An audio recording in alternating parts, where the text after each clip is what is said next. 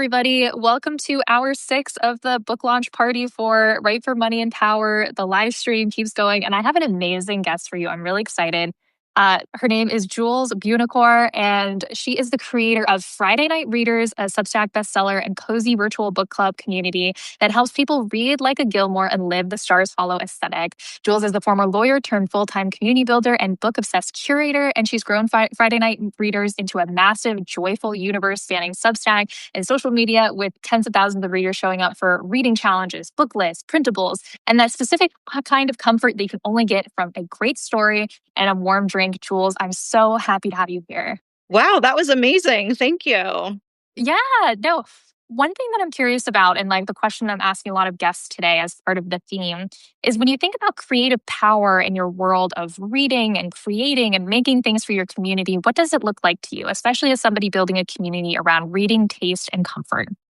So for me, I'm thinking about it in a very meta way right now.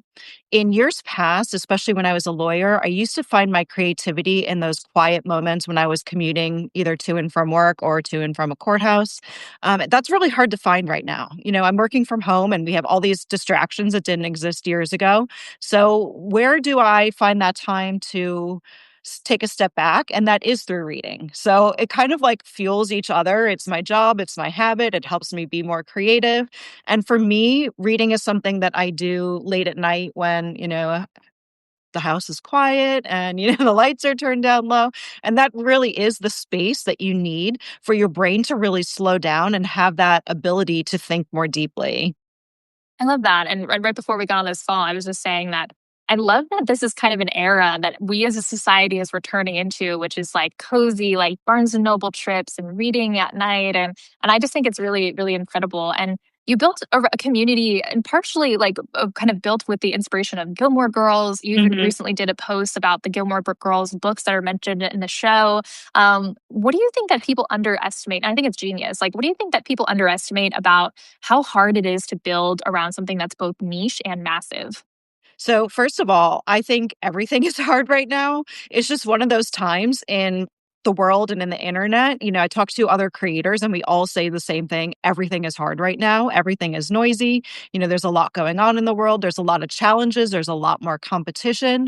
So, for me, I'm looking at both niche and massive. So I love that you brought up those two words. So when I look at niche, that's where I look at my Substack community. Those are my super fans. Those are the people who are the most engaged with both Gilmore Girls and books. Of course, that's a very niche audience, and I'm trying to also build a business. So I have to look at the massive side of it as well. So that's normally where I take to places like social media or maybe my blog versus the Substack, where I can post things that are more aligned with the Gilmore Girls audience as a whole. Things like episode guides, or something I do every year is Halloween costumes that does well. And so I get my paid subscriptions on Substack, but I can use those other, places where you take that more massive approach to do things like affiliate linking and stuff like that. Yeah, and I know we have some Gilmore Girls fans in the house today. Mary Beth Kaplan said in the chat, my daughter and I just started rewatching Gilmore Girls from the start again. And it's a great thing to do in the wintertime. I think that is like a nice, cozy thing to do. And mothers and daughters. I hear that a lot. Yes. I used to hear from students a lot, and now I most often hear from mothers and daughters, which I love. Yeah, no, that's great. You made a big career pivot from law into full-time creative work. And what part of you did that like decision require you to trust? Like, I'm curious to hear about like what that pivot was like for you. So it's a part of me that is quite non-existent, and that is my risk-taking side. And, I think lawyers are very risk-averse to begin with, and we're very, fearful and thinking of all the things that can happen. Like even just before this started, I asked you, what do I do if something goes wrong? That's always the way lawyers are thinking. We're very risk-averse people. So I had to really tap into that. And keep in mind, too, that I graduated law school during the recession. So even finding that permanent job was like years in the process, whereas normally, like sort of like Rory Gilmore, you're trained your whole life, as an elder millennial, that you do all the right things. You go to school and you study hard and you're nice to everyone and read your books, and this career is going to be, right there for you. And it was a lot harder than I expected. So I had to really tap into, taking a step back from what I found to be that consistent, paycheck in my life and find a way to take those risks that I normally wouldn't take. And the way I was able to do it, which I may not have been able to otherwise, is it kind of all happened when I was having a big birthday. And, those big birthdays, those big decades are when you really sit down and think about both the past and the future. And I really had that sense of, like, in 10 years, what do I want to look back at this birthday and say I did or didn't do? And that really helped me make some decisions. And I also had some other decisions happening with my career at the same time. So I was sort of thinking about all those things and kind of tapping into that willingness to take a chance. I love that. I think that it's so cool that it like at a life milestone, you're like, okay, well, what do I really want here? And I feel like that's partially been the theme of a lot of the conversations I've Yeah. been having today is people talking about what is the thing that I truly want, what's authentic to me. And I think that that's awesome. And then in the chat, Bettina said, I also pivoted from blog to creative, and she's also a Gilmore Girls I fan. hear So that I so much. yeah, one of the writers' rooms that I was in Hollywood, we had someone who was a lawyer turned writer, and I've seen that quite a bit. And so I think that it's a neat pathway because I think it's like helpful maybe because, and you can let me know if this rings true with you. Maybe it's like you've been able to learn in the muscle of doing hard things, and so when it comes to sitting yourself down and writing and creating, does that resonate with you?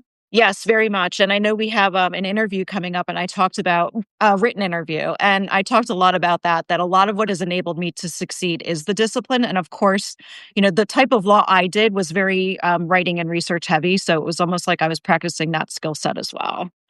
Yeah, there's this. I heard this fact recently where somebody was like, if you do something, if you do things that you don't want to do, it grows a part of your brain that then Yeah. becomes more resilient. So I completely see that.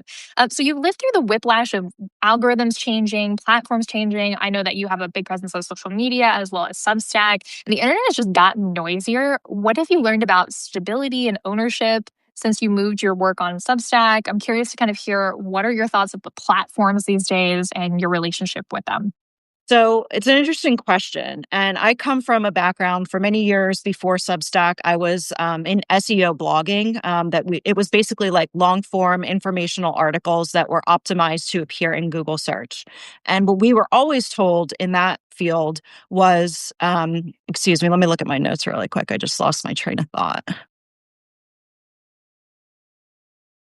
See, this is what happens to me as a writer. No, I think this is really interesting. Just as a sidebar, we've been talking about SEO blogging on a few lives today, and I'm really excited to hear your thoughts because I know we have a lot of SEO bloggers who are watching it in our community. Okay, back. I got my train of thought back. So I was in SEO blogging, and we were always told that the way you own your content is through a self-hosted website.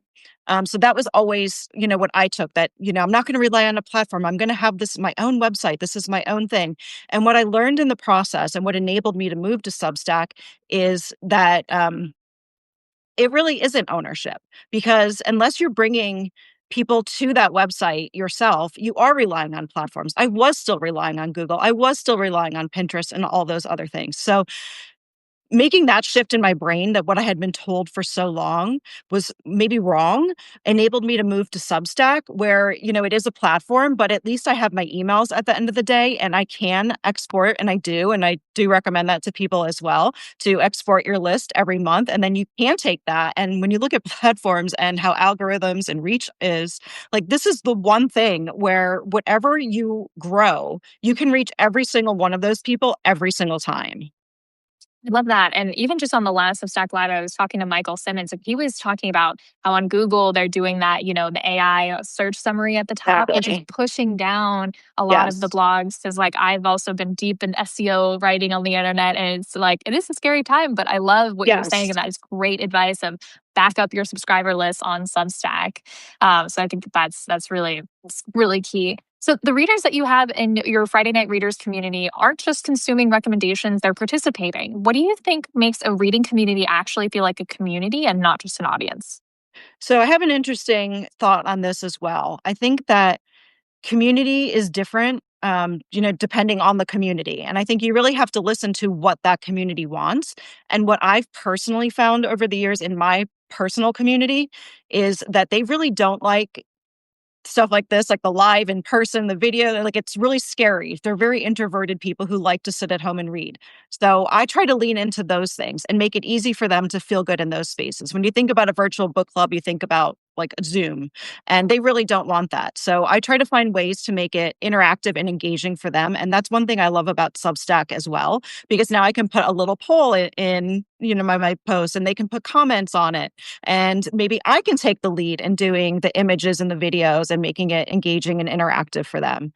Another thing I've done recently that I want to do more of because I've just enjoyed it so much is, if they're willing to, comment to me or write me a DM, then I take the work of compiling those and then putting them into the Substack post. And you just get so many unique perspectives that way. It's made my content, I think, so much more interesting, but it also meets them where they are, where they're willing to do the DMs and the more introverted stuff, but they don't necessarily want to be on a Zoom call.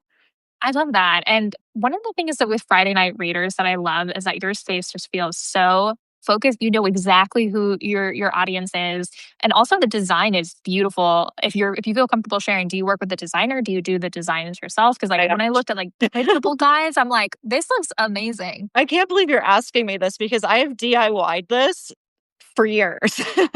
So it's a growing skill, and I still don't think it's anywhere near perfect. I actually thought when I branded this, I thought I would like get some ideas together, and then, this is the time I'm finally going to have a pro do it. I can't have this DIY forever. But it really just spiraled until I was like, you know what? I actually kind of like that. So for me, I started with the fall colors because that is something that Gilmore Girls fans are, Gilmore Girls fans want to live in fall all year long, and it sort of has that spark joy feeling when you see the fall colors. But I chose ones that were a little bit more joyful because I didn't want it to feel dark. I wanted it to feel like a happy, joyful community. So you'll see a little bit more yellow and a little bit more orange. And then I really just started thinking about everything, sort of a brain dump, everything on the show that is about books. And of course, you want a book in the logo. And then I thought about, the English teacher gave the mom 1,000 yellow daisies. So I thought I could put the little daisies on it. And then I started thinking about all the different, quotes and things that we love from the show. And even on my like about page and stuff, you'll see me like filter those little like lines from the show, because that's another thing that people love. The show has such amazing lines, and, just to filter them into the branding as well, I think really connects with the super fan. Yeah, and I think that that's the thing about like good design. Like good design is also a part just knowing your community and giving Yeah. them the things that feel like the thing that they're Yes. really there for. So I think that that's something that you've really nailed that I think that a Yep. lot of people could learn from, and I think it's really great. And even Katrina in the comments says that's so true of like the fall kind of vibe, feeling that sense of warmth. And one thing that I've thought, like you've been very intentional about the design of your Substack, but you've also been really intentional about turning your content into almost like a portfolio career with multiple revenue streams. Like, what's one monetization lesson you wish more creators understood earlier if they also want to start either book clubs or something for their niche or their community? Well, right now I am very interested in a portfolio career, and that does come back down to, trying to kind of protect myself with as many diverse streams as possible. But the biggest thing I see, and I don't know if it's because, I have a legal background, is how much creators struggle with the business side of things. And I think that's where I've been lucky that, I both have a legal background and my husband was a small business owner. So I've also had his advice along the way. And I think that the business side is really like holds back a lot of creators, and it can really make or break you. Like things like estimated taxes, what legal structure you are, learning that there is a self-employment tax and you're going to pay it, like, and these bills come due, that it's very different than that W-2, where you just have this every year you get your W-2 and every month you get your paycheck and it's all kind of taken out and, kind of all works out at the end of the year. It's not totally like that.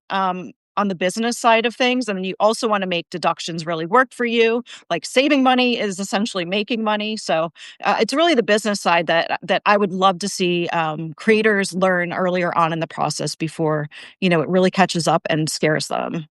Yeah, no, I think that's really good advice, and it's something that it's just kind of tricky out here with the self-employed business life. And I can see how like having a background as a lawyer is like really helpful for that of like trying to think analytically about that.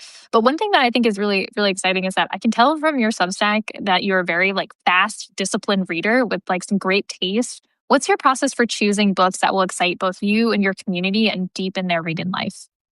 Leaning into my niche has really helped me with that as well. So, for starters, our reading challenge is based on the books on Gilmore Girls, and that's a set list of 500 plus books. So, we're kind of set in that regard. But within that, I work as the community leader. So, I'm the one who's watching what, all of our book club members are tagging on social media that they're reading and what seems to be the books that people say they love the most. And, I'll say that, just in case anyone's interested, the three that come up the most on our list over the years, for whatever reason, are The Outsiders, The Secret Life of Bees, and Driving Miss Daisy. Those are the top three. And then, I also think about what are the books, from my education in English and my experience over the years in the field, what are the books that, people tend to like generally? The Great Gatsby is a big one, To Kill a Mockingbird, Pride and Prejudice. I think about those books as well. And then, going off the list, I really lean into what the Gilmore Girls show is because really, reading is a lot about tropes. Like, who are you? What kind of a reader are you? What do you like? And for Gilmore Girls, a lot of it is family drama, it's small town romance, it's, the classic and literary fiction. So I lean into those things. And what I found even recently, there are other Gilmore creators in the space that do, a variety of different things, like whether it's recipes from the show or merch or things like that. But they also post their reading. And I've noticed how aligned, and it's funny, like I say, oh, we're Gilmores. Obviously, we have the same favorite books of the year. So it actually does work out. And I think in a very noisy social media space where now there are thousands and thousands and thousands of book reviewers, how do you find, the right one for you? And I think that's one way, if you are a Gilmore Girls super fan, you'll probably like the books on the list and then the books that I recommend off the list as well. I think that's some great questions. Things for people to think about, and I think that it's cool that you just know your readers, like you just know who they are, what they're looking for, like how to curate for them. I think that that's great. And it has been many years too. We Yeah, started doing totally. Yeah. this is our 6th year, so it has been many years. And congrats, by the way. Like it's like running a community for this long is really great. And then in the comments, Kirsten says Jules Oh, always that's my has friend. great recommendations. Oh, she's so sweet. And by the way, if anyone else has questions for Jules, I have some more questions left for her myself, but if you want to drop them in the chat below. But otherwise, I'm going to keep on rolling. Jules, if somebody wants to build a community publication around yours, maybe focused around a book club, what's the first thing that they should be focusing on? Is it content, format, consistency, or connection? Another great question with 4 great words. And I think in the past, I would have said content because in the space we were always told content is king. It's a lot different now, and content is very different. So right now, I think the focus is connection. A lot of people are returning to this analog living, as we said both before and during this live, and we're in a disconnected society, and people are craving connection. So if you can provide that for people, then everything else will come, and then you can think about, like I said, maybe I would think that the content or the format is a Zoom, and then you get these people and they say, no, no, no, don't give us Zoom. We don't want Zoom. So I think you focus on connecting with the right people first, especially right now. Yeah, and again, I think it's really neat that you clearly know your community and like know your niche, and I think that that's really great. So in the comments, we have a question from Kyle. Which boyfriend do you think makes Rory more herself and Oh my God. Mitchum right? So I love this, first of all, because this is your fiance, right? Yes. I love that he's a Gilmore guy. And Yeah. I am Team Logan. And I think Logan brings out the best of Rory, and she also brings out the best of him. In my perfect world, they would be together right now. Maybe he can type in who he thinks it is as well. Yeah. I'd be I would curious love to to know. hear. That's And then Logan. Oh, here's Kirsten. Kirsten says Logan.